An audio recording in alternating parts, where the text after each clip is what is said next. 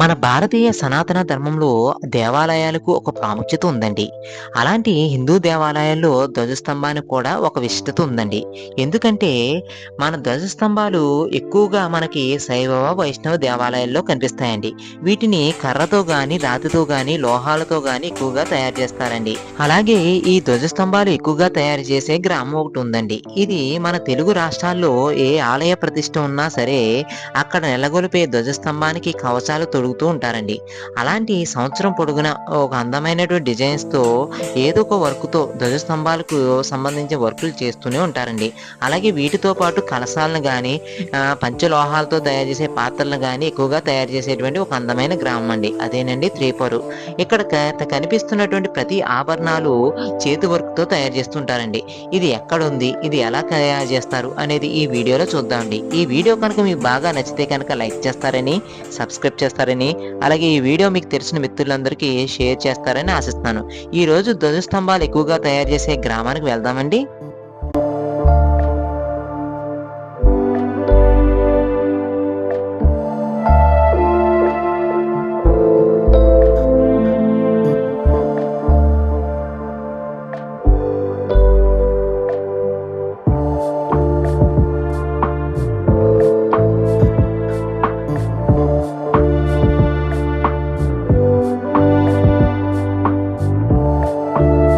Hi అండి, నేను మీ YVS log. ఈరోజు ఆంధ్రప్రదేశ్ రాష్ట్రంలోని పశ్చిమ గోదావరి జిల్లాలో ఉన్నటువంటి పెరవలి మండలంలోని ఒక అందమైన గ్రామం ఉందండి. ఇక్కడ ధ్వజస్తంభాలు సంవత్సరం పొడుగున తయారు చేసేటువంటి ఒక అందమైన గ్రామం అండి. ఇక్కడ తయారు చేసే డిజైన్స్ కూడా ఒక ప్రత్యేకం అండి. అదేనండి త్రిపుర అనే ఒక అందమైన విలేజ్ అండి. ఇక్కడ ధ్వజస్తంభాలని వాళ్ళకి నచ్చిన విధంగా, నచ్చిన డిజైన్స్ రూపంలో అందమైన డిజైన్స్ కనిపించే విధంగా తయారు చేస్తారండి. ఒక కళాకారుడు తలుచుకుంటే అందమైన విగ్రహాలనే కాదండి, అందమైన డిజైన్స్తో ఉన్నటువంటి ప్రతి లోహపు అందమైన విగ్రహాలు తయారు చేస్తారండి. అలాంటి విగ్రహాల్లో ఇక్కడ కనిపిస్తున్నటువంటి ఒక గుర్రం బొమ్మ ఒకటండి. అలాగే ఇక్కడ కనిపిస్తున్నది పంచలోహాలతో తయారు చేసే విగ్రహాలు కూడా ఉన్నాయండి. అలాగే ఇక్కడ కనిపిస్తున్నాయి చూడండి, ధ్వజస్తంభానికి సంబంధించినటువంటి ఇలా స్కెచ్చింగ్ అనేది తీసుకుంటారన్నమాట. ఇలా డ్రాయింగ్ అనేది ఎప్పుడైతే నీట్గా చేసుకుంటారో, ఒక కళాకారుడు డ్రాయింగ్ గీసుకున్న తర్వాత దాన్ని అందమైన డిజైన్గా తయారు చేసుకుని దాన్ని కట్ చేయడం జరుగుతుందండి. అలా కట్ చేసిన దాంతో ఇక డిజైన్ అనేది చేస్తారండి. ఇక్కడ ఈ వర్క్ అనేది ఎంతకాలం నుంచి చేస్తున్నారు, ఎలా చేస్తున్నారు అనే విషయాలు ఈ రోజు తెలుసుకుందామండి.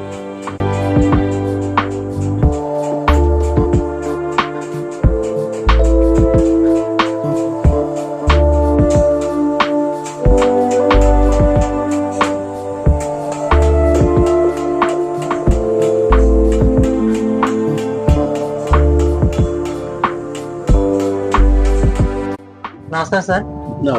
మీ పేరు సార్? త్రిమూర్తులు అండి. త్రిమూర్తులు గారు నమస్కారం అండి. ఈ ధ్వజస్తంభాలని ఎంతకాలం నుంచి చేస్తున్నారండి? 100 ఏళ్ళ నుంచి చేస్తున్నాం. 100 ఏళ్ళ నుంచి చేస్తారండి. అంటే మీ తాత ముత్తాతల నుంచి? మా తాత ముత్తాతలు. దీనికి ఏం వాడతారండి మెటీరియల్? ఐసిస్ రేక్ అండి. ఐసిసి రేక్ అండి. అంటే ఇది ఏమంటారండి మామూలుగా మనకి తెలిసిన భాషలో నాకు చెప్పండి. ఐసిస్ రేక్ ఇతర రేక్ ఐసిసి. ఐసిసి అంటే అది బ్రాండ్, అది బ్రాండ్. దీనికి సంబంధించిందే. ఇంకా అదే అంటే గుడి దగ్గర ఉండి ధ్వజస్తంభాలు ఇదే వాడతాం. ఇదే వాడతారు. అంటే పంచలోహాలు కూడా, పంచలోహాలు దానికి సంబంధించిందే. ఓకే. ఇక్కడ నుంచి ఏ ఊర్లకి వెళ్తుంటాయండి ధ్వజస్తంభాలు? ఇంకా మొత్తం రాష్ట్రం అంతా తిరుగుతుంది. రాష్ట్రం అంతా తిరుగుతుంది. ఊరు ఊరని ఏమి లేదు. హైదరాబాద్ వెళ్తాయి, తెలంగాణ వెళ్తాయి, ఒరిస్సా వెళ్తాయి. అక్కడికి వెళ్ళి బిగించేసి వచ్చేది. అంటే ఫస్ట్ అంటే ధ్వజస్తంభం నిలబెట్టక ముందండి, నిలబెట్టిన తర్వాత నిలబెట్టాక చేస్తారు. పైనుంచి అలా దింపారు. ఓకే అండి. ఇది ఎక్కడి నుంచి చేస్తారండి మెటీరియల్ మామూలుగా? మెడ్రాస్ నుంచి వస్తుంది. మెడ్రాస్ నుంచి రాయమండ్రి, నుంచి అదే రాయమండ్రి నుంచి ఇలాగా అదే వస్తూ ఉంటుంది డైరెక్ట్. అంటే మాకంటూ ఒక స్టాండ్ కావాలంటే గవర్నమెంట్ ఏదైనా ఉపాధి కల్పిస్తే స్టాండ్ వస్తుంది. మాకు స్టాండ్ వస్తే మేము బయట నుంచి అక్కడి నుంచి డైరెక్ట్ గా చేసుకుంటాం. అంటే ఇప్పటి వరకు గవర్నమెంట్ నుంచి కానీ లేదు. అంటే పెట్టుబడి పెట్టినట్టు ఆగిపోవడమే తప్ప. అంటే వాళ్ళే ఏదో వచ్చే వాళ్ళ మీద ఏదో చేసింది అంతే అండి. అంటే పెట్టినట్టుగా పోవడమే ఏముండదు. ఇంకెలా ఉంటుంది? ఎవరైనా సంప్రదించి మీ దగ్గరికి వస్తే కనుక అది చేసి ఇవ్వడం అండి. అది ఇంకా ఈ వృత్తులు ఈ ఏరియాలోనే ఉన్నాయండి, ఇంకేమైనా అద్దరాన్ని ఉన్నాయి. అద్దరాన్ని ఉన్నాయండి. అద్దరాన్ని కూడా ఇక్కడి నుంచి వెళ్తాయంట కదండి? అక్కడి నుంచి ఇక్కడికి, ఇక్కడి నుంచి అక్కడికి ఒకళ్ళకొకళ్ళు కాంబినేషన్. ఓకే, ఎక్కువగా ఇటు అటు మార్చుకుంటూ ఉంటారు. ఓకే సార్, అయితే ఇంకా ఈ ధ్వజస్తంభాలు ఎక్కువగా కలప కూడా వాడుతూ ఉంటారు కదండి, దానికి కలప ఏ వాడతారండి? వాళ్ళు సోమెంత్ గారండి. సోమెంత్ కర్ర, టేకు కర్రలు వాడి నిలబెట్టాక అప్పుడు మా పని. అదండి, అంతవరకు మన పని ఉంది. అదండి, వాడాక అప్పుడు దాన్ని బట్టి కొలతలు తీసుకుని చేసుకుంటాం. అవునండి. ఎన్ని సంవత్సరాలు ఉన్నారన్నా ఇది మకిలి పడ్డం కానీ దానికి మేకు వేస్తూ జాగ్రత్త చేసుకుంటాం. ఎంత హైట్ ఉన్నా సరే ఆ హైట్ ఎక్కి తప్పదు చేసుకుంటాం. అంత హైట్ చేస్తాం, చెయ్యాలి. అదే సార్, హైట్ చెయ్యాలి. అదండి. Okay sir, thanks sir. Thanks అండి.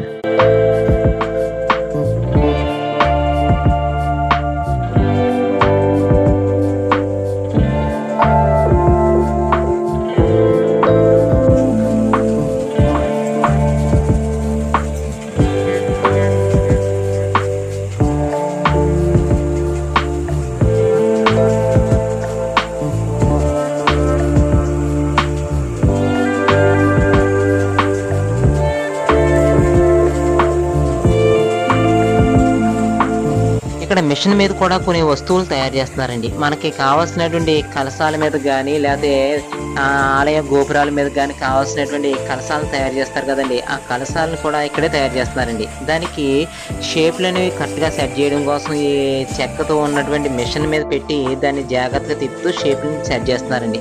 అలాగే దాని షైనింగ్ వచ్చేలా కూడా చూస్తున్నారు అన్నమాట. చూడండి, ఇక్కడ కనిపిస్తుంది. అలాగే ఈ డిజైన్స్ అనేవి ఇక్కడ కళాకారుడి యొక్క ప్రతిభ మీద ఆధారపడుతుంది. ఇక్కడ చూడండి, ప్రతి వస్తువు అనేది ఎంత అద్భుతంగా కనిపిస్తుందో. అలాగే ఇక్కడ కనిపిస్తున్న డిజైన్ అనేది చాలా ఇంపార్టెంట్ అండి. ఇక్కడ ఒక కళాకారుడు తలుచుకుంటే కనుక అద్భుతమైనటువంటి చిత్రాలే కదండి, అద్భుతమైన డిజైన్స్ తో ఉన్నటువంటి పాత్రలను కూడా తయారు చేస్తారండి. అలాంటి పాత్రలే ఇక్కడ కనిపిస్తున్నటువంటి మనకి ధ్వజస్తంభాల యొక్క కవచాలండి. ఇది మలికిపురం గ్రామానికి సంబంధించిన ఒక ధ్వజస్తంభం అండి.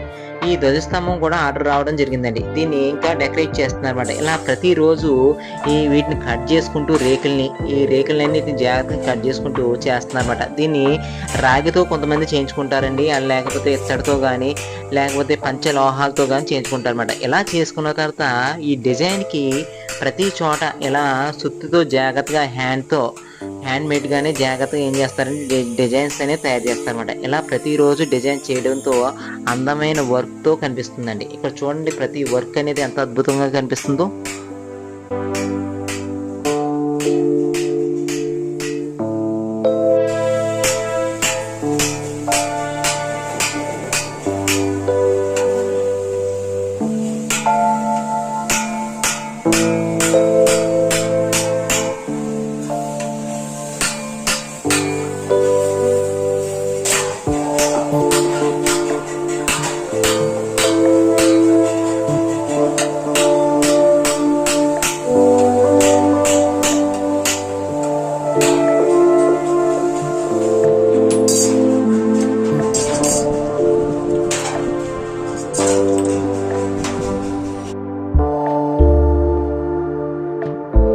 ఇక్కడ ప్రతి చోట అందమైన డిజైన్స్ తో అలంకరించబడిందండి. ఈ డిజైన్స్ చూస్తే కనుక అక్కడ డ్రా చేసుకున్న డ్రాయింగ్ బట్టి అందమైన డిజైన్స్ చేస్తున్నారండి. అలాగే ఇక్కడ ఉన్నటువంటి ప్రతి కొలతల ప్రకారమే ఉండే విధంగా ఆ డిజైన్స్ తో పాటు అక్కడ ఉండేటువంటి కలశాలకు సంబంధించినటువంటి ప్రతి పాత్రని సెట్ చేస్తున్నారు అనమాట. అంటే కట్ చేయడం కానీ అక్కడ ఉన్న షేప్లు కానీ జాగ్రత్తగా చూసుకుంటున్నారు అనమాట. ఇలా ప్రతిరోజు 24 అవర్స్లో ఒక 12 గంటలు దీని మీద పని చేస్తూనే ఉంటారండి. ఇలా ధ్వజస్తంభాలని సంబంధించి వర్కులు చేస్తూ ఉంటారన్నమాట. ఇలా వర్కులు చేయడంతో అక్కడ ఉండేటువంటి వర్కర్స్ కూడా కొంతమంది పని చేస్తూనే ఉంటారండి.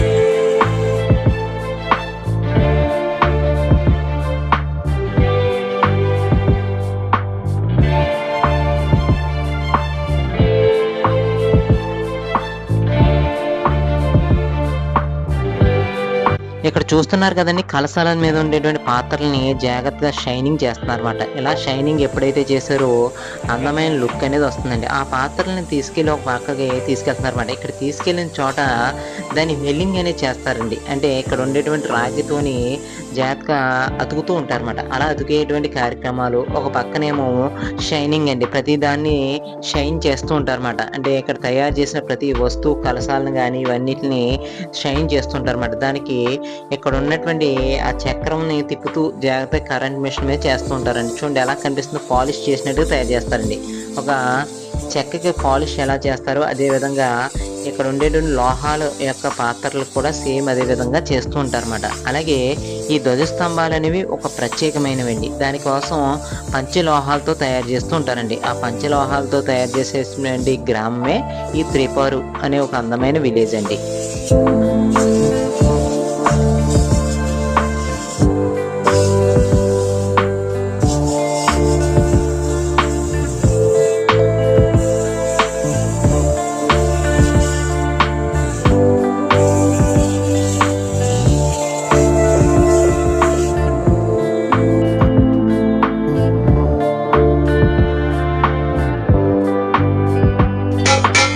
ధ్వజస్తంభానికి ఎంత అవుతుందండి మామూలుగా? 4 lakhs 5 lakhs 4 lakhs 5 lakhs అవుతుందండి. అంటే అలాగే కాకుండా పంచలోహ విగ్రహాలు అంటారు కదా, అది వేరు మళ్ళీ. పంచలోహాల విగ్రహాలు మేము కుంభకోణం నుంచి తెప్పిస్తామండి, ఇక్కడ తయారు లేదండి. ఎక్కడికైనా అక్కడ నుంచి తెప్పిస్తుంటారండి. ఎక్కడి నుంచైనా అక్కడి నుంచి రావాల్సింది. ఓకే అండి, ఓకే అండి. మన పక్క వాళ్ళు తెలియదు, అది కూడా మాకు ఇలా కావాలంటారు. కావాలంటే తెప్పించేస్తాం. అది సెట్ తోటి తెప్పించండి అన్న. అలాగే మనం విగ్రహాలు పైన బుట్టలో ఉన్నాయండి. ఓకే అండి, ఓకే. ఇక్కడ చూస్తున్నారు కదండి, పంచలోహాలతో తయారు చేసినటువంటి ధ్వజస్తంభాలండి. ఈ ధ్వజస్తంభాలు అనేవి ఆర్డర్ ప్రకారం చేసిన తర్వాత అక్కడికి పట్టుకు వెళ్ళి ఈ కవచాలని అమరుస్తారండి. ధ్వజస్తంభాలు అనేవి చెక్కతో కానీ రాయితో కానీ లేకపోతే లోహాలతో కానీ తయారు చేస్తూ ఉంటారండి. ఇవి తెలుగు రాష్ట్రాల్లోనే కాకుండా ఒరిస్సా, బీహార్, అలాగే గుజరాత్ రాష్ట్రాల్లో కూడా ఎక్కువగా టెంపుల్స్ కట్టించోటల్లా ఈ ధ్వజస్తంభాలు అనేవి ఇక్కడి నుంచే వెళ్తూ ఉంటాయండి. ఇక్కడి నుంచి పట్టుకు వెళ్ళి అక్కడ అమరుస్తూ ఉంటారు అన్నమాట. తర్వాత ఇక్కడ అమర్చినటువంటి వాటిని జాగ్రత్తగా కలశాలు అనేవి ఇలా వెల్డింగ్ చేస్తూ అమరుస్తూ ఉంటారండి. చూడండి ఎలా చేస్తున్నారు. ఇలా వెల్డింగ్ చేయడం ద్వారా ఒకదాని మీద ఒకటి పాత్రలని పెట్టి జాగ్రత్తగా అమరుస్తున్నారండి. ఇలా అమర్చడంతో అందమైన కలశాలన్నీ తయారవుతుంటాయండి. అంటే ఒకదాని మీద ఒకటి అమరిక అనేది జాగ్రత్తగా చేయడం ద్వారా అందంగా కనిపిస్తుందండి. అలాంటి అలంకరణ అనేది చాలా ఇంపార్టెంట్ అండి. చూడండి ఎలా కనిపిస్తుందో.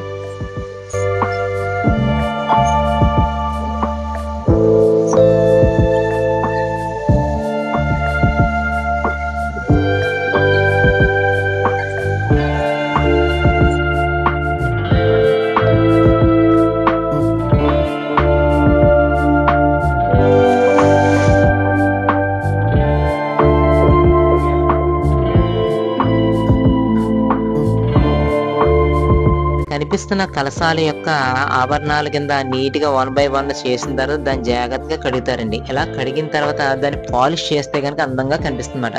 ఇలా డిజైన్స్ తో ఇక్కడ దేవుళ్ళ యొక్క చిత్రాలతో అందంగా తయారు చేస్తూ ఉంటారండి. ఇది త్రిపారు అనే ఒక అందమైన విలేజ్ లో ధ్వజస్తంభాలకు పెట్టింది పేరండి. ఎందుకంటే ఈ ధ్వజస్తంభాలు అనేవి హిందూ దేవాలయాల్లో ఒక ప్రధానమైన పాత్ర అండి. ఆలయానికి ముందరగా ఉండేటువంటి ఈ ధ్వజస్తంభం మూల విరాట్ని సేవించుకోవడంతో పాటు ఈ ధ్వజస్తంభాన్ని కూడా పూజలు చేసుకుంటారండి. అలాంటి హిందూ దేవాలయాల్లో ఉన్నటువంటి ఈ ధ్వజస్తంభాలకి ఒక ఆచారంగా మిగిలిందండి. అలాగే ఈ ధ్వజస్తంభాలని పెట్టడానికి కారణం ఏంటంటే ఈ ధ్వజస్తంభాలు అనేవి ఎత్తులో ఉంటాయండి. ఎత్తుగా ఉండడంతో ఆ పైన దీపాలు వెలిగిస్తూ ఉంటారన్నమాట. ఈ దీపాలు వెలిగించేటువంటి వాటిని పైకి కట్టడంతో పూర్వకాలంలో అడవుల్లో తప్పిపోయిన బాటసారులు అందరూ ఒక గ్రామానికి చేరుకోవడానికి ఈ ధ్వజస్తంభాలు అనేవి బాగా ఉపయోగపడేవండి. వాళ్ళు ఆ గ్రామంలోకి వచ్చిన తర్వాత సేద తీరి మరుసటి రోజు ప్రయాణం చేసేవారండి. అలాంటి వాళ్ళందరికీ ఈ ధ్వజస్తంభాలు అనేవి ఒక ఊరిని, ఒక ఆలయాన్ని, ఒక బడిని చూపిస్తూ ఉండేవండి. అలాంటి అందమైనటువంటి నిర్మాణం, చరిత్ర కలిగినటువంటివి ఈ ధ్వజస్తంభాలండి. ఇవి ఎక్కువగా తయారు చేసే గ్రామమే త్రిపారు అనే ఒక పశ్చిమ గోదావరి జిల్లా ఉన్న అందమైన గ్రామం అండి. ఇది ఇక్కడ ప్రతి సంవత్సరం పొడుగునా ఈ ధ్వజస్తంభాలు తయారు చేస్తూనే ఉంటారండి. దీనికి జిల్లా మొత్తమే కాదండి, దేశం మొత్తం చేస్తున్న అందమైన గ్రామం అండి. ఈ వీడియో అనేది మీకు బాగా నచ్చితే కనుక లైక్ చేస్తారని, సబ్స్క్రైబ్ చేస్తారని, అలాగే ఈ వీడియో మీకు తెలిసిన మిత్రులందరూ షేర్ చేస్తారని ఆశిస్తున్నాను. మరొక అందమైన వీడియోతో కలుద్దామండి. Thank you so much.